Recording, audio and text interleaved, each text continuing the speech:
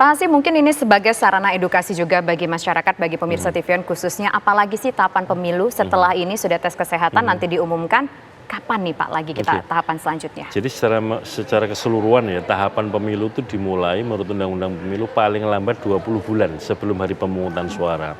Maka dengan begitu KPU menetapkan terlebih dahulu kapan hari pemungutan suara. Saya kira kita tahu dan perlu saya sampaikan di sini ya, bahwa hari pemungutan suara itu adalah dilaksanakan pada hari Rabu 14 Februari 2023 yang kebetulan tuh bersama dengan hari ulang tahunnya TV One ya. Ini spesial untuk TV One Pak. Nah, kalau dihitung 20 bulan mundur dari 14 Februari 2024 itu jatuhnya 14 Juni 2022. Sehingga sebetulnya pemilu 2024 ini sudah dimulai sejak 14 Juni 2022. Kalau pemilu itu pemilihan langsung, itu kan berarti ada yang siapa yang dipilih.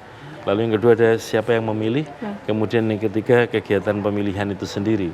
Nah kalau siapa yang dipilih itu ada partai politik peserta pemilu untuk pemilu anggota DPR dan DPRD. Kemudian yang kedua ada pasangan calon presiden, wakil presiden sebagai peserta pemilu presiden. Kemudian ada perseorangan calon anggota DPD, Dewan Perwakilan Daerah. Nah yang partai politik sudah ada kegiatan pendaftaran, verifikasi dan penetapan. Kemudian untuk calon-calon anggota DPR, DPRD, Provinsi Kabupaten Kota dan DPD prosesnya sudah. Nanti tanggal 3 November itu penetapan DCT, daftar calon tetap untuk anggota DPR, DPD dan DPRD Provinsi Kabupaten Kota. Pasangan calon presiden wakil presiden bakal calonnya sudah didaftarkan oleh 3 koalisi partai politik pada durasi waktu tanggal 19 sampai 25 Oktober ini. Dan saya kira kita sudah tahu semua ada 3 bakal pasangan calon ya. Dan itu nanti akan kita tetapkan sebagai peserta pemilu tanggal 13 November. Jadi dengan begitu pada bulan November ini strategis karena ada penetapan calon anggota DPR RI, Provinsi Kabupaten Kota dan DPD. Dan juga ada penetapan pasangan calon presiden wakil presiden. Dan yang berikutnya pemilih sudah ditetapkan pada tanggal 2 Juli 2023 ini. Pemilih kita sekitar 204 juta tersebar di seluruh wilayah Indonesia dan juga pemilih kita yang ada di luar negeri ya. Nah kemudian untuk kegiatan pemilihan sendiri kita mengetahui direncanakan 14 Februari 2024 untuk pemilu di dalam negeri. Jadi 14 Februari itu coblosan dan dilanjutkan dengan penghitungan suara. Pemungutan dan penghitungan suara, pemungutan suaranya tanggal 14 Februari 2023. Kemudian untuk penghitungannya dilanjutkan setelah pemungutan suara selesai. Nah untuk pemilu di luar negeri, warga negara kita dilayani lebih awal. Tergantung situasi negaranya masing-masing. Ada yang Jumat sebelum pemungutan suara di Indonesia, kemudian ada yang Sabtu, ada yang hari Minggu. Tetapi yang penting adalah hasil penghitungan suara, pemungutan suara di luar negeri itu penghitungannya bersamaan, dilaksanakan bersamaan dengan penghitungan di dalam negeri. Nah, jadi kalau terhitung hari ini, hari Kamis ini ya, tanggal 26 Oktober 2023, sekitar 110 hari lagi menuju hari pemungutan suara. Dan sarana prasarana untuk penghitungan suara juga sudah diproses, ada 2 tahapan. Logistik pemilu yang tahap pertama itu ada kotak suara, kemudian bilik suara, tinta dan kemudian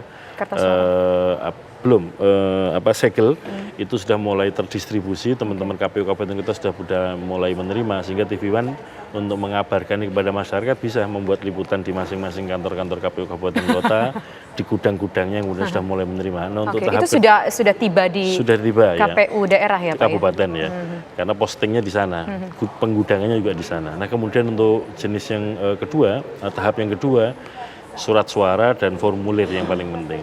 Ini kan belum bisa kita cetak karena apa? Harus ada penetapan calon dulu. Karena di dalam surat suara baik itu pemilu DPR, DPD, DPRD dan juga pemilu presiden harus sudah diketahui siapa calon tetapnya. Pak Hasim merujuk pada hasil putusan MK beberapa hari yang lalu, apakah benar kita ingin konfirmasi KPU akan berkonsultasi dengan DPR persoalan ini atau bagaimana? Ya, KPU sudah berkirim surat ke DPR untuk hal ini. Dan jawabannya seperti apa? Kapan akan berkonsultasi? Belum ada respon atau jawaban karena kita tahu semua bahwa DPR sedang melakukan masa reses ya. Dan awal November nanti baru akan dimulai masa persidangan tahun ini. Ketika masa-masa pemilu dan ketika masa-masa kampanye yang pasti menarik perhatian masyarakat adalah proses debat, Pak. Debat antara capres, begitu capres, cawapres. Nah, apakah ada perbedaan mungkin dengan pemilu di 5 tahun yang lalu dengan sekarang? Apakah ada perbedaan mekanisme? Jadi di Undang-Undang Pemilu ditentukan bahwa frekuensi untuk debat capres-cawapres itu 5 kali. Dan di situ juga ditentukan 3 kali debat antar capres dan 2 kali debat dengan calon cawapres ya. Nah, intinya dari segi frekuensi sama, hanya saja kita sedang memikirkan untuk metode yang tepat, yang menarik untuk adu gagasan antar para calon presiden, wakil presiden ini.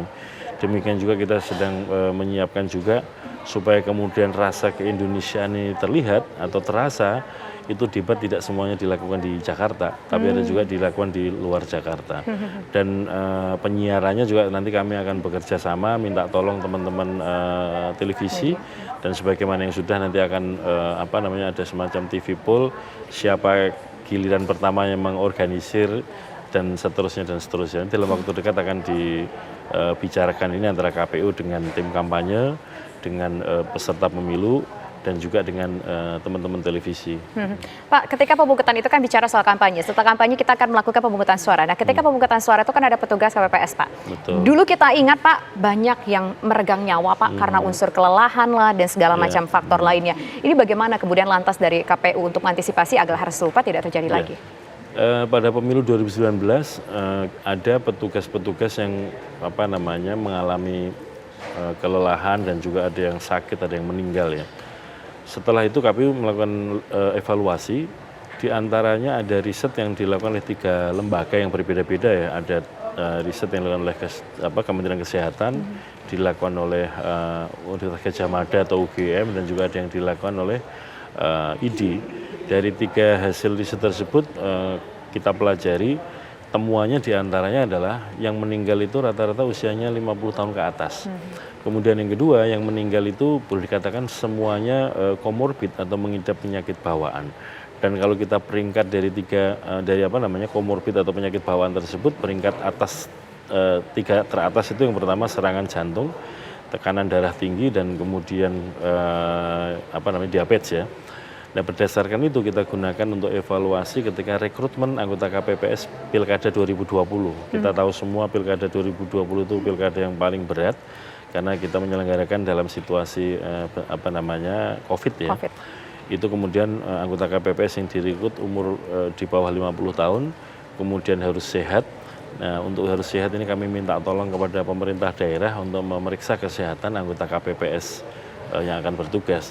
Nah, situasi ini kemudian akan kita gunakan pola yang sama untuk rekrutmen anggota KPPS pemilu 2024. Jadi akan kita rekrut yang usianya di bawah 50 tahun, kemudian kondisinya sehat, dan untuk memastikan sehat ini nanti kita minta tolong pemerintah daerah untuk memastikan kesehatan teman-teman ini. Kami juga ada MOU kerjasama antara KPU dengan berbagai macam perguruan tinggi. Dan kita tahu di perguruan tinggi ini ada program namanya MBKM ya, Merdeka Belajar dan Kampus Merdeka, yang proporsi untuk kerja-kerja praktek atau magang itu banyak. Kita mengundang teman-teman mahasiswa di kampus dan juga teman-teman pimpinan kampus untuk mengirimkan mahasiswanya kerja magang menjadi anggota KPPS. Anggota KPPS ini syaratnya usia minimal 17 atau usia pemilih. Kemudian yang kedua, berdomisili alamat KTP, domisili yuridisnya itu sama dengan TPS di mana bertugas. Sehingga dengan begitu kan mahasiswa pulang kampung ke kampung halamannya masing-masing. KPU menyiapkan SK-nya, menyiapkan sertifikat dan honor untuk teman-teman, dan untuk living cost kan ikut orang tua masing-masing, Mbak. Nah, yang berikutnya dengan begitu mahasiswa punya pengalaman berdemokrasi, menjadi bagian dari penyelenggara pemilu, punya pengalaman kepemiluan. Di sisi lain juga masyarakat mendapatkan keuntungan karena petugas KPPS ini boleh katakan well educated ya, mahasiswa, pendidikan tinggi, masih muda, sehat, kira-kira begitu. Nah, di sisi lain kami juga minta kepada pimpinan kampus untuk memberikan bobot atau porsi SKS, angka kredit untuk menjadi petugas itu supaya angka kreditnya diperbesar. Kenapa? Walaupun anggota KPPS itu katakanlah kerjanya cuma 3 hari ya, H-1, hari H dan H+1, Tetapi yang paling penting pada hari pemungutan suara itu disitulah pertama kali ekspresi kedaulatan rakyat itu dilakukan dengan cara memilih.